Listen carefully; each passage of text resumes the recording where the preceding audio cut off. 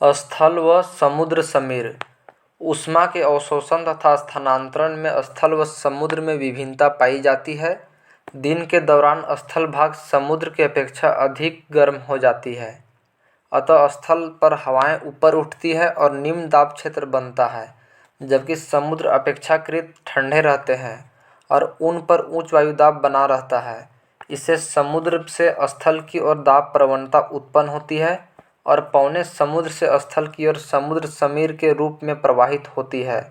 रात्रि में इसके एकदम विपरीत प्रक्रिया होती है। स्थल समुद्र की अपेक्षा जल्दी ठंडा होता है। दाब प्रवणता स्थल से समुद्र की तरफ होने पर स्थल समीर प्रवाहित होती है। तीसरा, स्थानीय पवन। प्रमुख गर्म स्थानीय पवन। चिनूक। यह संयुक्त राज्य अमेरिका और कनाडा में रॉकी पर्वत श्रेणी के पूर्वी ढाल के साथ चलने वाला गर्म या शुष्क पवन है। यह पवन रॉकी पर्वत के पूर्व के पशुपालकों के लिए बड़ा ही लाभदायक है, क्योंकि शीतकालीन की अधिकांश अवधि में यह बर्फ को पिघलाकर चारागाहों को बर्फ से मुक्त रखता है। फोन। यह आल्प्स पर्वत के उत्तरी ढाल से नीचे उतरने वाली गर्म एवं शुष्क हवा है। इसका सर्वाधिक प्रभाव स्विट्जरलैंड में होता है। इसके प्रभाव से बर्फ पिघल जाती है और पशुचारकों के लिए चारागाह मिल जाता है।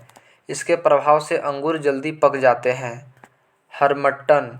यह सहारा रेगिस्तान से उत्तर पूर्व दिशा में चलने वाली गर्म एवं शुष्क हवा है। यह पवन सहारा से गिनी तट की ओर बहती है। गिनी तट पर इसे डॉक्टर हवा कहा जाता है। सिरोको। यह सहारा मरुस्थल से भूमध्य सागर की ओर बहने वाली धूल से लदी गर्म हवा है।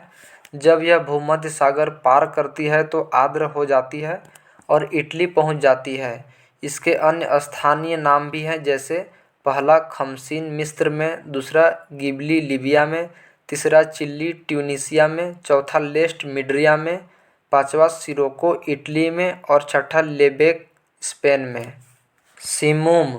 यह अरब रेगिस्तान में बहने वाली गर्म एवं शुष्क हवा है। Black roller. यह उत्तरी अमेरिका के विशाल मैदान में दक्षिणी पश्चिमी या उत्तरी पश्चिमी तेज धूल भरी चलने वाली आंधी है। Brick fielder. यह ऑस्ट्रेलिया के विक्टोरिया प्रांत में चलने वाली गर्म एवं शुष्क हवा है। नॉर्वेस्टर। यह न्यूजीलैंड में ऊंच पर्वतों से उतरने वाली गर्म एवं शुष्क हवा है। शामल। यह इराक तथा फारस की खाड़ी में चलने वाली गर्म एवं शुष्क हवा है। सांता आना। यह दक्षिणी कैलिफोर्निया में सांता आना घाटी से चलने वाली गर्म एवं शुष्क धूल भरा आंधी है। कोयम्बैंग। यह जावा इंडोनेशिया में बहने वाली गर्म हवा है। यह तंबाकू की खेती को काफ़ी नुकसान पहुंचाती है। जेट प्रवाह। Jet stream. क्षोभमंडल की ऊपरी परत में बहुत तीव्र गति से चलने वाली संकरे नालिकाकार व विसर्पी पवन प्रवाह को जेट प्रवाह कहते हैं। यह 6 से 12 किलोमीटर की ऊंचाई पर पश्चिमी से पूर्व की ओर प्रवाहित होता है। यह दोनों गोलार्धों में पाया जाता है, परंतु उत्तरी गोलार्ध में यह अधिक शक्तिशाली होता है। इसमें वायु 120 किलोमीटर प्रति घंटा से चलती है। जेट प्रवाह वायुमंडलीय विक्षोभों, चक्रवातों, प्रतिचक्रवातों, तूफानों और वर्षों की उत्पन्न करने में सहायक होते हैं। आधुनिक खोजों के अनुसार एशिया में मानसून पवनों के कारण जेट प्रवाह माना जाता है। यह पृथ्वी पर तापमान के वितरण का संतुलन बनाने में भी महत्वपूर्ण भूमिका निभाता है। वायु राशियाँ। Air messes. वायुमंडल का वह विशाल एवं विस्तृत भाग जिसमें तापमान तथा आर्द्रता के भौतिक लक्षण क्षैतिज दिशा में समरूप हो, वायु राशि कहलाता है। सामान्यतः वायु राशियाँ सैकड़ों किलोमीटर तक विस्तृत होती है। एक वायु राशि में कई परतें होती है जो एक दूसरे के ऊपर क्षैतिज दिशा में फैली होती है। प्रत्येक परत में वायु के तापमान तथा आर्द्रता की स्थिति लगभग समान होती है। यह जलवायु तथा मौसम के अध्ययन में महत्वपूर्ण भूमिका निभाती है। वाताग्र फ्रंट्स। जब दो भिन्न प्रकार की वायु राशियाँ मिलती है तो उनके मध्य सीमा क्षेत्र का वाताग्र कहते हैं। वाताग्र 4 प्रकार के होते हैं। पहला शीत वाताग्र, दूसरा उष्ण वाताग्र, तीसरा अचर वाताग्र, चौथा अधिविष्ट वाताग्र।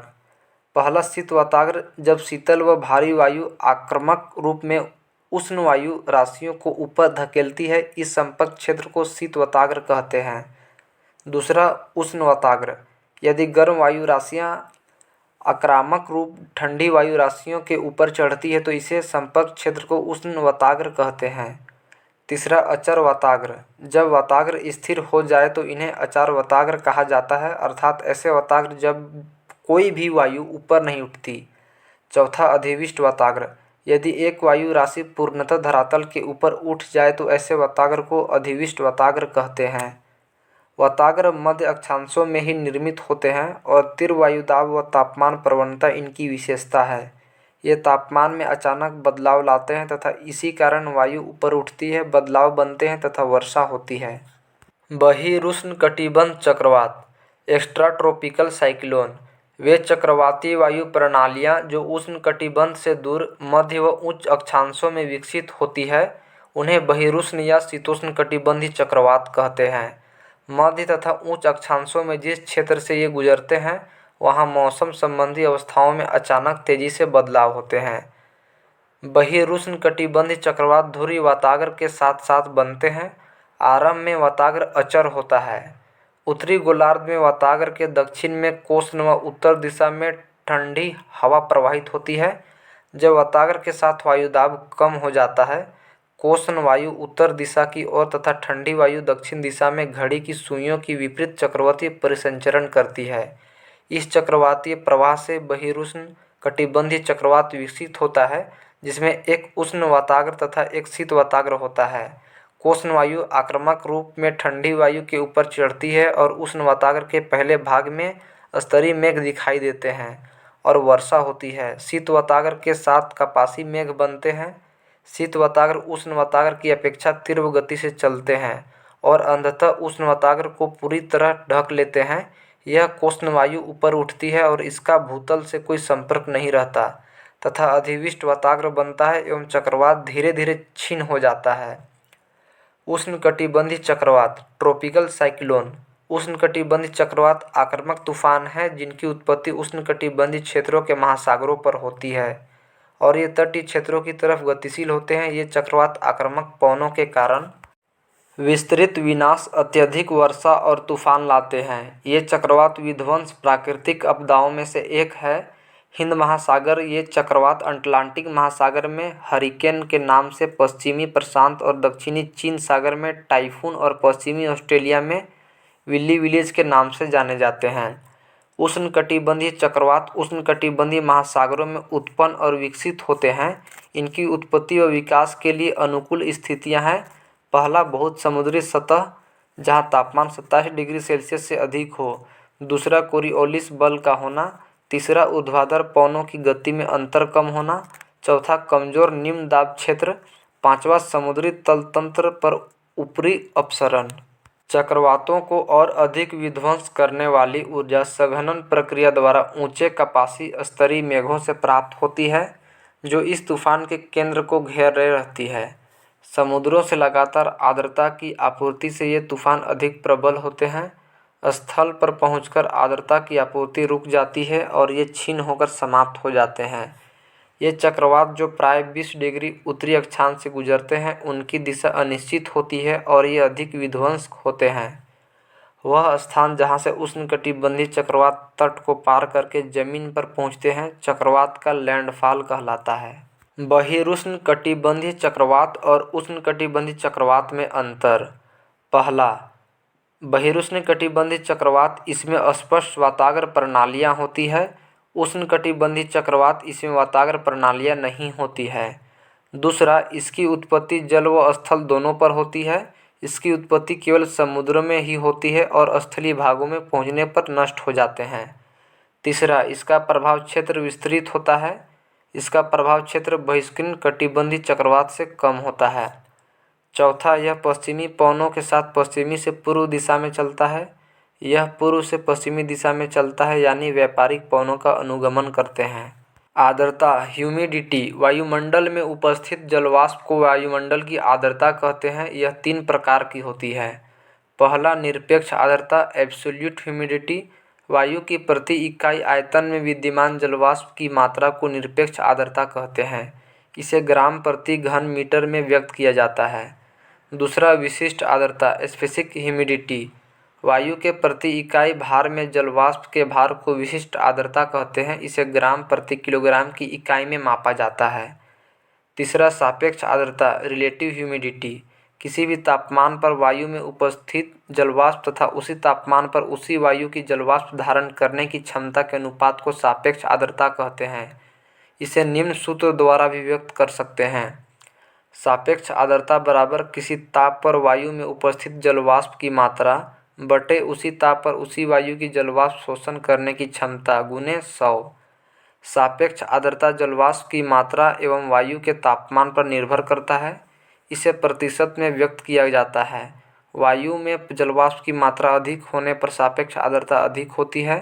वायु का तापमान कम होने से सापेक्ष आर्द्रता बढ़ जाती है एवं तापमान बढ़ जाने पर सापेक्ष आर्द्रता कम हो जाती है। संतृप्त वायु की सापेक्ष आर्द्रता 100% होती है। 45% सापेक्ष आर्द्रता मनुष्य के सबसे अधिक आरामदायक होता है। संघनन कंडेंसन जल की गैसीय अवस्था के तरल या ठोस अवस्था में परिवर्तित होने की क्रिया को संघनन कहते हैं। यह दो कारकों पर निर्भर करता है। पहला तापमान में कमी पर तथा दूसरा वायु की सापेक्ष आर्द्रता पर। ओंसाक डेव पॉइंट वायु के जिस तापमान पर जल अपनी गैसीय अवस्था से तरल या ठोस अवस्था में परिवर्तित होता है उसे ओंसांक कहते हैं। ओंसांक पर वायु संतृप्त हो जाती है और उसकी सापेक्ष आर्द्रता 100% होती है। ओस पड़ने के लिए ओसाक का हिमांक 0 डिग्री सेल्सियस से ऊपर होना चाहिए। पाला या तुषार फ्रोस्ट जब ओसांक हिमांक से नीचे होता है तब ओस के स्थान पर पाला पड़ता है। कोहरा फोग वायुमंडल की निचली परतों में एकत्रित धूल कण धुएं की रेंज एवं सघनित जलपिंडों को कोहरा कहते हैं। ओसांक से नीचे वायु का तापमान कम होने पर कोहरे का निर्माण होता है। इसमें दृश्यता 1 किमी से कम होती है। धुंध मिस्ट हल्के फुल्के कोहरे को कुहासा या धुंध कहते हैं। इसमें दृश्यता 1 किलोमीटर से अधिक किंतु 2 किलोमीटर से कम होती है। बादल क्लूड्स बादल मुख्यतः हवा के रुद्रोष्म एडियाबैटिक प्रक्रिया द्वारा ठंडे होने पर उसके तापमान के ओसांक से नीचे गिरने से बनते हैं। यह अल्प घनत्व के कारण वायुमंडल में तैरते हैं। रूप के आधार पर बादल निम्न प्रकार के होते हैं। पहला, पक्षाभ बादल। इसका निर्माण 8000-12000 मीटर की ऊंचाई पर होता है। ये पतले तथा बिखरे हुए बादल होते हैं जो पंख के समान प्रतीत होते हैं। ये हमेशा सफ़ेद रंग के होते हैं। दूसरा, कपासी बादल। यह रुई के समान दिखते हैं। यह प्राय 4000 से 7000 मीटर की ऊंचाई पर बनते हैं। ये छितरे तथा इधर उधर बिखरे देखे जा सकते हैं। ये चपेट आधार वाले होते हैं व शीर्ष गुंबदनुमा होते हैं। तीसरा, स्तरी बादल। ये परतदार चादर जैसे लगते हैं। ये अधिकांश या पूर्ण आकाश को ढक रहे रहते हैं। ये 2 या 3 किलोमीटर की ऊंचाई पर पाए जाते हैं। इसमें सतत वर्षण के गुण होते हैं। ये बादल सामान्यतः या तो ऊष्मा के ह्रास या अलग अलग तापमानों पर हवा के आपस में मिश्रित होने से बनते हैं।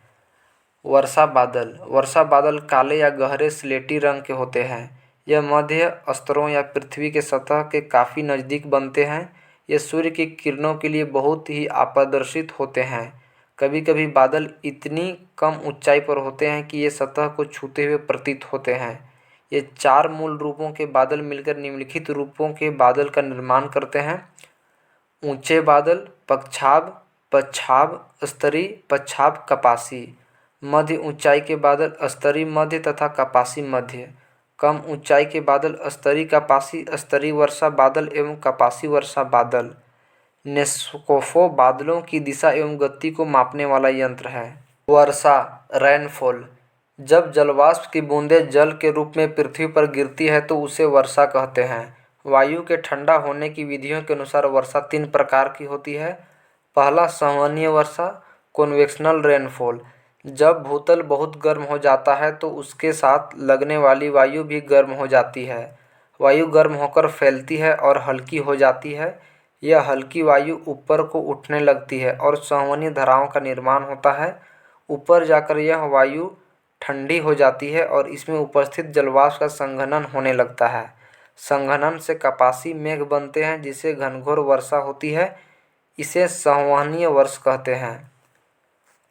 पर्वतकृत वर्षा ऑर्गोफेरिक रेनफॉल, जब जलवाष्प से लदी हुई गर्म वायु को किसी पर्वत या पठार की ढलान के साथ ऊपर चढ़ना पड़ता है तो यह वायु ठंडी हो जाती है। ठंडी होने से यह संतृप्त हो जाती है और ऊपरी चढ़ने से जलवाष्प का संघनन होने लगता है, इससे वर्षा होती है। इसे पर्वतकृत वर्षा कहते हैं। चक्रवाती वर्षा, साइक्लोनिक और फ्रंटल रेनफॉल, चक्रवातों द्वारा होने वाली वर्षा को चक्रवाती अथवा वाताग्रीय वर्षा कहते हैं। वर्षण, जलवाष्प के संघनन के बाद नमी के मुक्त होने की अवस्था को वर्षण कहते हैं। यह द्रव या ठोस अवस्था में ही हो सकता है।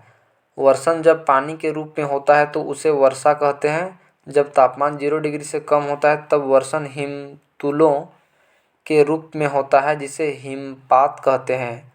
नमी षटकोणीय रवों के रूप में निर्मुक्त होती है। वर्षा एवं हिमपात के अतिरिक्त वर्षण के दूसरे प्रकार सहिमवृष्टि तथा करकापात है। कभी कभी वर्षा की बूंदें बादल से मुक्त होने के बाद बर्फ के छोटे गोलाकार ठोस टुकड़ों में परिवर्तित हो जाती है तथा पृथ्वी की सतह पर पहुंचती है, जिसे ओला पत्थर कहा जाता है। ये वर्षा की जल से बनती है जो कि ठंडा परतों से होकर गुजरती है। बादल फटना, क्लाउड बर्स्ट का अर्थ है भारी तूफान के साथ असाधारण रूप से भारी बरसात। कुछ अन्य गर्म हवाएं एवं स्थान: ट्रोमेंटेन मध्य यूरोप, आयला फ्रांस, वर्गस दक्षिण अफ्रीका, सुखोवे रूस एवं कजाखस्तान, बाग्यो फिलीपींस द्वीप समूह, गारिज दक्षिण पूर्व ईरान, लू उत्तरी भारत, सोलैनी दक्षिण पूर्व स्पेन, सामुन ईरान।